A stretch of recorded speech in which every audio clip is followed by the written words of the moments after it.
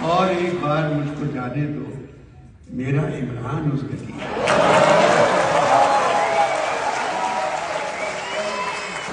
صحافی ہیں، صحافت چھوڑ کے دوسرے بہتر کام کر رہے ہیں۔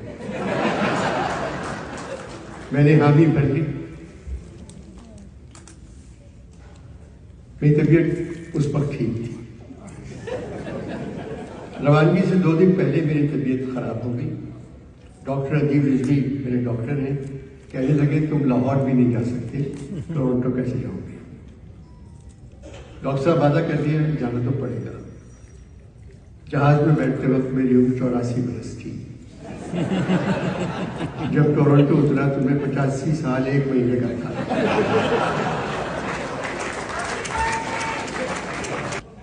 اور گزری ہوئی حکومت کی بھی تعریف کر رہا ہے،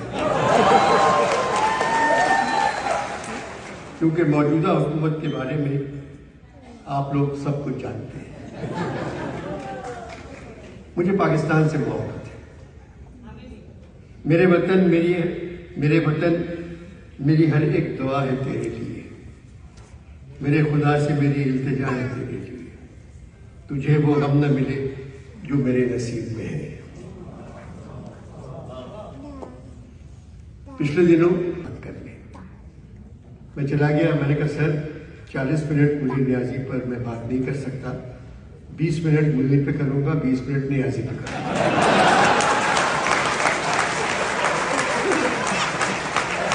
نہ منیر پر بات کریں نہ نیازی پر، آپ اقبال پہ بات کریں۔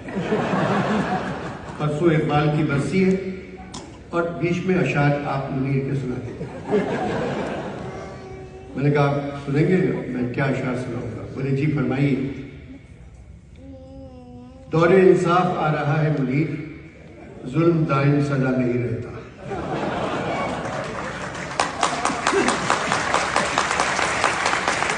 سب شیشے نکال دیں۔ میں نے کہا ٹھیک ہے۔ کتنے ہی یار ہیں پھر بھی منیر اس آبادی میں اکیلا ہے۔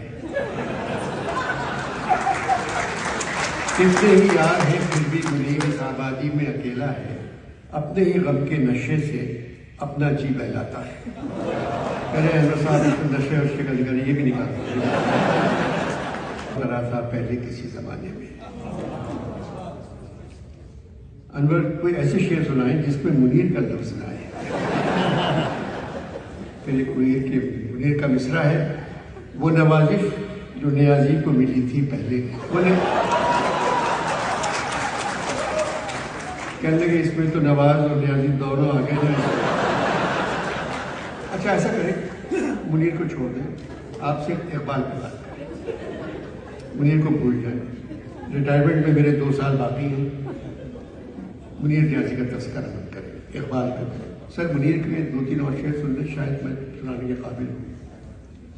منیر اس ملک پر آصف کا سایہ ہے یا کیا ہے؟ آپ پلیز انور صاحب کیا ہو گیا؟ کوئی تو ہے منیر جسے فکر ہے میری، یہ جان کر عجب سی حیرت ہوئی مجھے۔ ایک ایسا شخص بنتا جا رہا ہوں میں منیر، جس نے خود پر بند حسن و جام و وعدہ کر دیا۔ انور صاحب معاف کریں مجھے، معاف کر دیں۔ آپ اقبال تو سر اقبال کے میں سنا دوں گا، اس کی طرح کا کوئی پروگرام شروع کر دیں۔ بہت دن سے آپ غائب ہیں، میں نے حامی بھر لی اور کہا 1 ہفتے کے بعد آپ کو بتا دوں گا۔ 10 دن بعد حاجی صاحب کا فون آیا، انور بھائی ہاں یا نہیں؟ اقبال صاحب ہاں، پروگرام کا نام ہوگا تو بول۔ انور بھائی اس نام میں تہذیب نظر نہیں آ رہی۔ اقبال بھائی آج کل مجھے بولنے کی اجازت نہیں ہے، اس لیے نام رکھا ہے تو بول۔ غالب کے شعر سے نکالا ہے، ہر ایک بات پہ کہتے ہو تم کہ تو کیا ہے، تم ہی کہو کہ یہ اندازی گفتگو کیا ہے۔ انور بھائی یہاں غالب کو بھی تو پسند نہیں آیا۔ حاجی صاحب میرے مہمان ہوں گے، پلند بھی خوش باپ چچا راضی ہے، جو خوشامد کرے خلق اس سے سدا راضی ہے، سچ تو یہ ہے کہ خوشامد سے خدا راضی ہے۔ ایک کروڑ مل رہے تھے، اتنا ٹائم بڑھایا ہم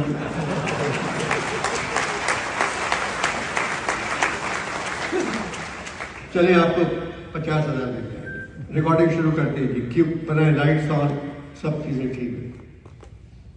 اسٹاف کیمرے کے پیچھے چلا جاتا ہے. تو بول میرے پہلے مہمان. تو بغیر کہتے ہیں پہلے مہمان پشیمان پریشان ایک مرا ہوا انسان مگر بولے ہے زبان جیوے جیوے پاکستان. ہمیں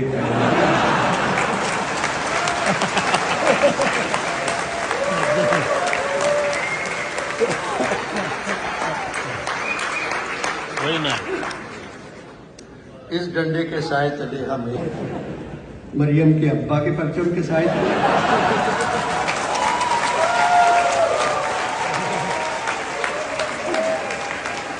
ہمیں کس پرچم کے سائے تلے, مریم کے ابا کے پرچم کے سائے تلے, بلاول کے ابا کے پرچم کے سائے تلے, قاسم کے ابا کے پرچم کے سائے تلے, مہاجر کے ابا کے پرچم کے سائے تلے, یا مولانا کے ابا کے پرچم کے سائے تلے.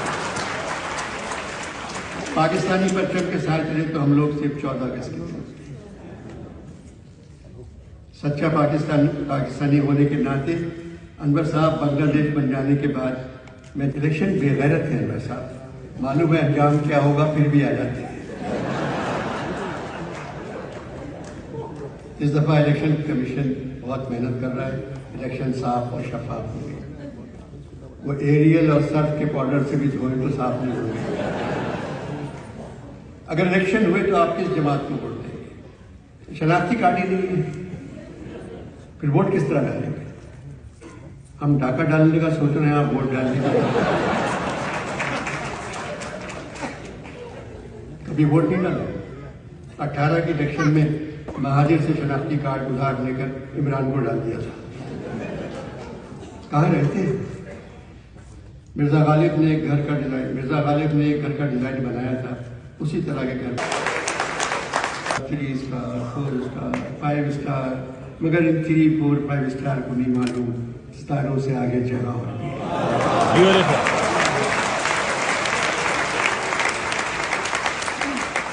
یہ باہر لے کر ایک وقت کھانا بھی افورڈ نہیں کر سکتا. گفتگو سے آپ پڑھے لکھے انسان لگتے ہیں, ماجر ہیں.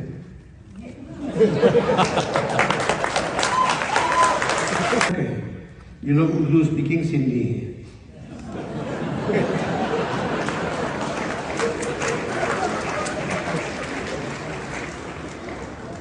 بس دعا مانگ, میں آپ سے کہتا ہوں صاحب دعا مانگے ملک کے حالات ٹھیک ہو جائیں. ارے انور صاحب, جس ملک کا رہبر واٹر کولر ہو وہ ملک ترقی کیسے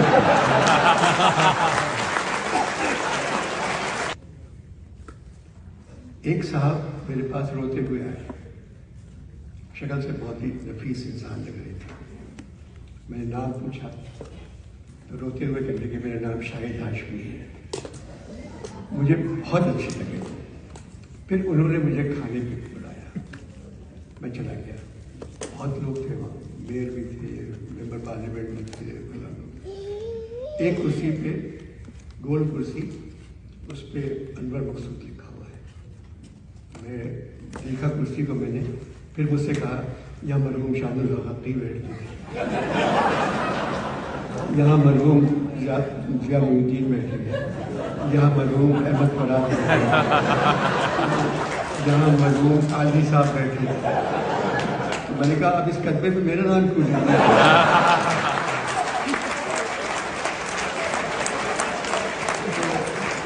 ان کی بیگم سیما نے ہٹا دیا. اتنے مہمان نواز کپل میں نے بہت دنوں بعد دیکھا. اس کے بعد کھانا نکلا, بس آپ رکھ لیں اس کو, کیونکہ فراز نے رکھ لیا تھا, موئن اختر نے رکھ لیا تھا, شان حقی نے رکھ لیا, عالی جی نے رکھ لیا. میں نے لے لیا اور پھر بدر صاحب کو گاڑی میں واپس کیا کہ ایک روتے ہوئے دے رہے تھے بابا مجھے, اگر ہنستے ہوئے دیتے تو میں لے لیتا. پوتی پوتا کو جنہوں نے بھول دیے تھے ان بچوں کو دیتے, تو کہہ رہے ہیں یہ تو تاریخ کا پہلا واقعہ ہے, ایسا تو کبھی ہوا ہی نہیں کینیڈا کے اندر. میں نے کہا اچھا نہیں لگتا ہے तो आप खाने को बुलाएंगे। सिर्फ जॉन पे बात करें।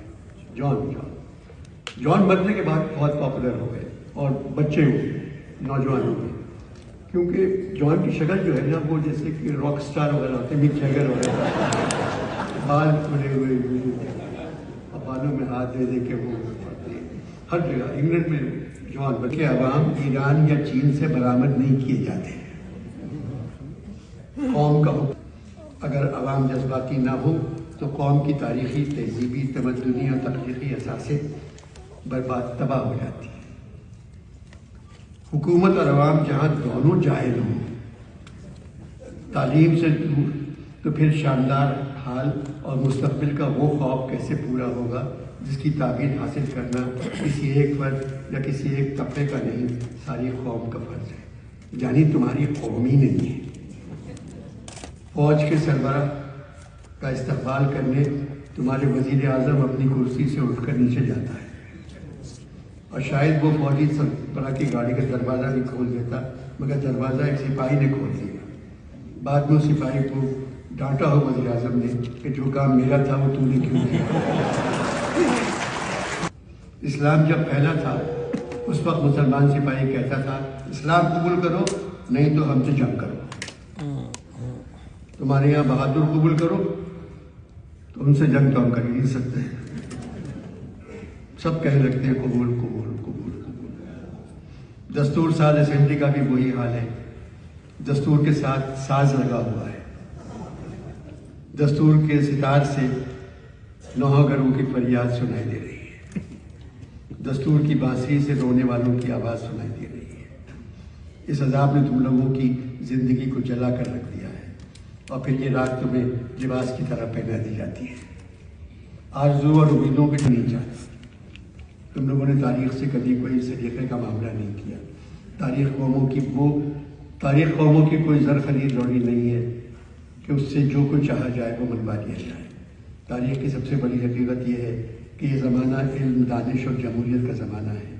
इल्म के सामने ज़लील होना जहालत का मुक़द्दर है, जमहूरियत के सामने शिकस्त खाना आमलियत का मुक़द्दर है।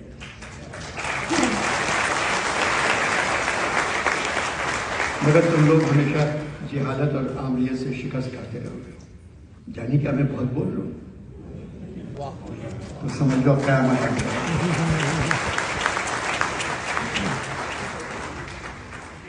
एक और निशानी बताई थी उन्होंने बहुत पहले, मगर वो अब सही साबित हुई। जानी जब जलखे काले बूट पहन के अच्छे लोगों को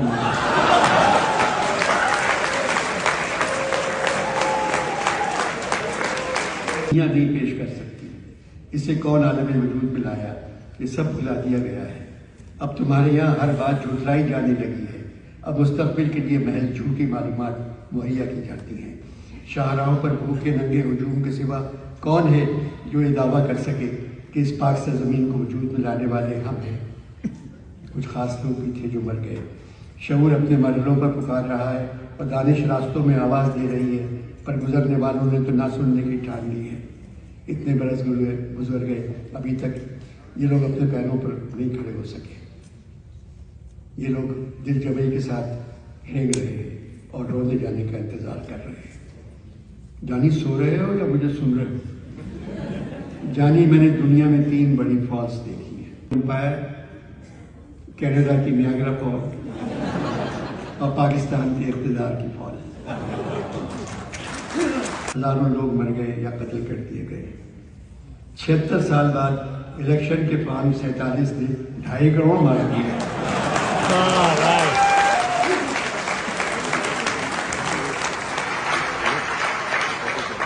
किसी ने कुछ नहीं किया क्योंकि सुनवाई के कान बहरे हो गए थे और बिनाई की आंखें अंधी हो गई थी।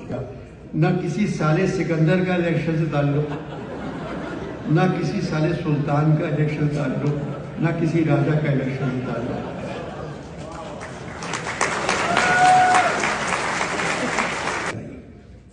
बाद में इलेक्शन कमिश्नर वही काले वोट डालने वालों के मुंह पे मल गया। मुंह काला होने के बाद वोटर क्या करें? इस नतीजे ने तुम्हारी फलाकत ज़दा कौम को सारी दुनिया में रुस्वा कर दिया। رسوا سرکاری اداروں اور بہادروں کو بھی کیا، مگر ان پر کوئی اثر نہیں ہوا، کیونکہ ان کو تو رسوا ہونے کی لت پڑ گئی ہے۔ میں ہوئی چیزیں سلیقے سے الاٹ، پارٹیشن میں ہوئی چیزیں سلیقے سے الاٹ، جنس ان کو دی گئی، ہم کو ترازو اور باٹ۔ ایک اور شعر جو پسند آیا، جو بات فرض تھی اس طرح ٹال دی ہم نے کہ گوشت خود لیا خیرات کھا لی ہم نے۔ اپنی نظم غریب خانہ سنائی جو گھر ان کو کراچی میں ملا تھا، اس کے بارے میں کہتے ہیں یہ نظم شوکت تھانوی اور جعفری صاحب نے مل کر لکھی ہے۔ شوکت تھانوی بھی جعفری صاحب کے ساتھ اسی گھر میں رہتے تھے۔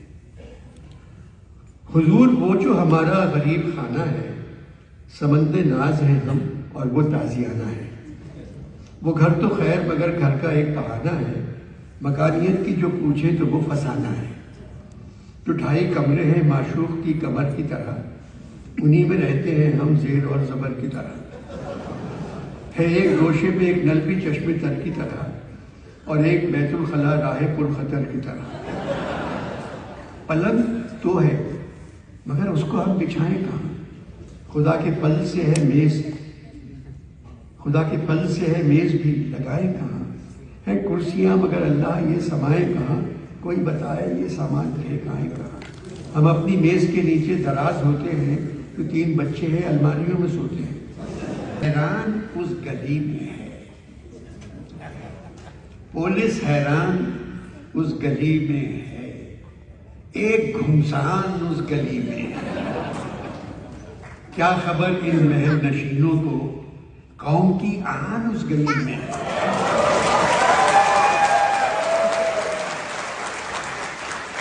اس گلی میں ہے۔ اور ایک بار مجھ کو جانے دو، میرا عمران اس گلی میں ہے۔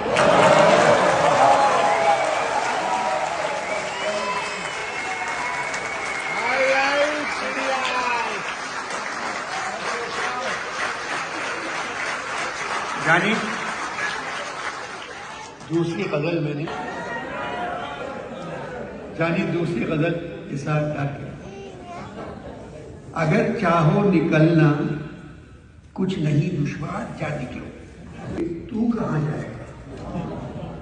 ہے بکھرنے کو یہ محفلیں رنگوں کی، ہم تو جا ہی چکے، تو کہاں جائے گا۔ ہر طرف ہو رہی ہے یہی گفتگو، ہم تو جا ہی چکے، تو کہاں جائے گا۔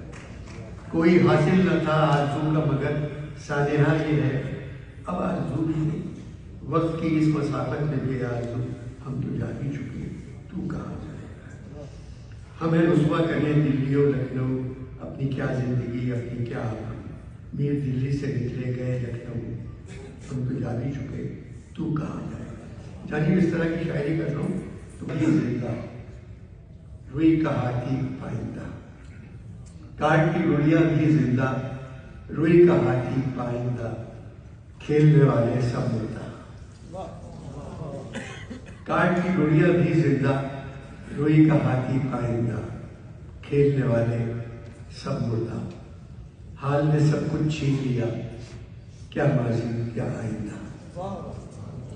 لبے اسحاق بھی بہت بلند، لبے اسحاق بھی بہت بلند، دیواریں گریا خاموش۔ لبے اسحاق بھی بہت بلند، دیواریں گریا خاموش۔ قبلہ اول اقصیٰ بھی دور سے دیکھ رہا خاموش۔ کوہ گرامی سوئے ہوئے بہتا ہوا دریا خاموش۔ ساری اذانیں بے آواز، دین بھی چپ دنیا خاموش۔ آگ اگلتے سانپ درجہ اور موسیٰ کی عصا خاموش۔ ٹکڑے ٹکڑے گھر والے، بچا ہوا بچہ خاموش۔ کہنے جانی یہ نظم تو کائنات میں ہٹ ہوئی، یہ بھی میں سب کو سنا رہا ہوں۔ سوارے تخت رواں کو خبر نہیں ہوتی، سوارے تخت رواں کو خبر نہیں ہوتی کہ تخت ہی سے تو تختہ نکلتا رہتا ہے۔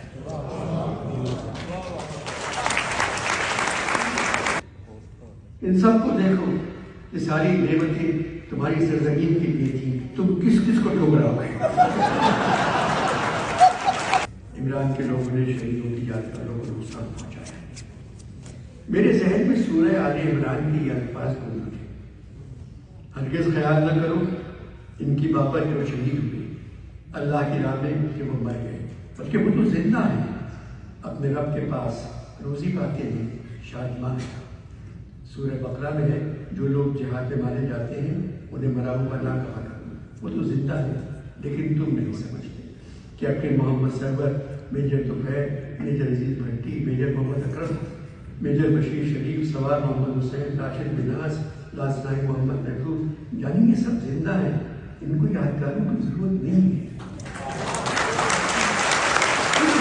ان کی یادگار کوئی نہیں بنائے گا۔ 1947 کے بعد ہر دن تم لوگوں کے لیے مے ڈے تھا، ہر دن یوم سیاہ۔ مشرقی پاکستان ہاتھ سے نکل گیا، کیا وہ یوم سیاہ نہیں تھا؟ کے بچے 300 بچے مر گئے، اسکول میں مر گئے، یعنی وہ یوم سیاہ تھا۔ جس دن بھٹو کو پھانسی دی گئی، یعنی وہ یوم سیاہ تھا۔ ناصر کا ایک شعر سناتا ہوں: دن سیاہ، رات سیاہ، ماہ سیاہ، سال سیاہ، یعنی پاکستانیوں کی لکھا ہے۔ دن سیاہ، رات سیاہ، ماہ سیاہ، سال سیاہ، دل سیاہ، وقت سیاہ، نام اعمال سیاہ۔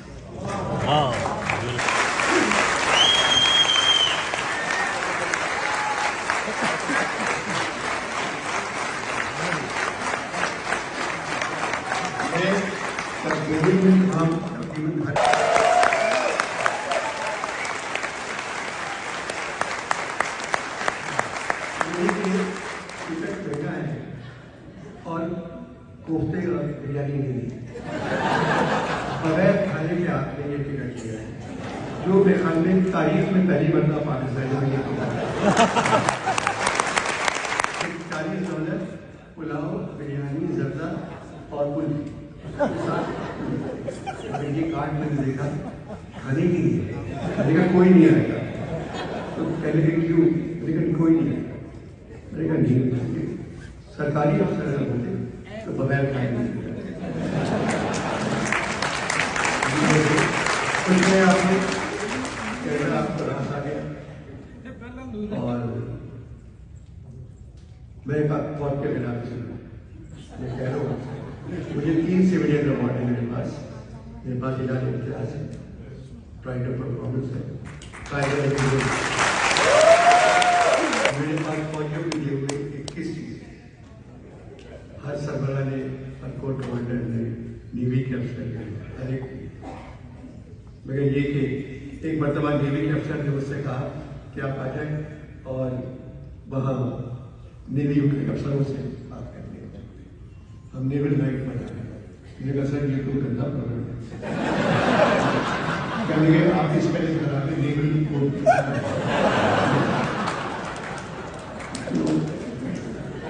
میں چلا گیا۔ ضیاء الحق صاحب کے ایک پروگرام میں میں نے اس کا پورا حال بتایا کہ سر میں چلا گیا آج نیوی کی چیف پہ کہنے پر، تو ایک لیفٹیننٹ نے مجھے پورے جہاز دکھائے چل کی، عالمگیر، شاہجہاں، بابر، اکبر، اورنگزیب۔ تو میں نے کہا بیٹا یہ سارے جہاز مغل بادشاہوں کے نام پہ کیوں ہیں؟ کہنے لگا اکبر بھائی انہیں سے خریدے ہوئے